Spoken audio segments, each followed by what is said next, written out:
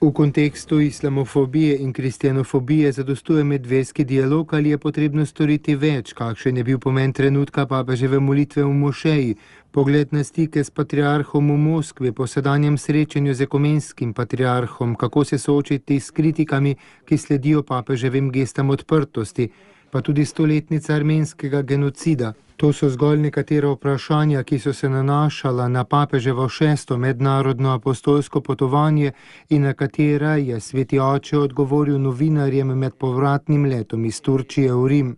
Res je, da se je zaradi vseh terorističnih dejanj v svetu pojavil odziv jeze na islam, je na prvo vprašanje glede islamofobije, o kateri je med apostolskim potovanjem govoril turški predsednik, odvrnil sveti oče. Mnoge muslimane je ta odziv prizadel, saj seveda niso vsi teroristi.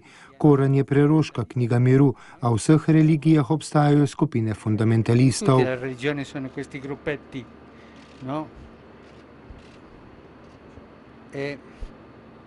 Io ho detto al Presidente, ma sarebbe bello che tutti i leader islamici. Dobro bi bilo, kar je papež dejal tudi turškemu predsedniku, če bi vsi islamski voditelji, politični, verski in akademski, javno obsodili teroristična dejanja.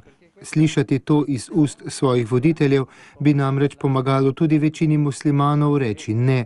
Glede kristjanofobije je papež Frančišek opozoril na dogajanje na Bližnjem vzhodu, kjer kristjane odganjajo proč.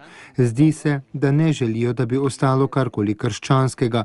Pogosto morajo oditi tako, da vse pustijo za seboj. Dogaja pa se tudi, da so preganjeni z belimi rokavicami. To pomeni na diplomatski način, kar prav tako ni dobro, saj se v ozadju nekaj skriva, je novinarjem na letalu dejal papež Frančišek.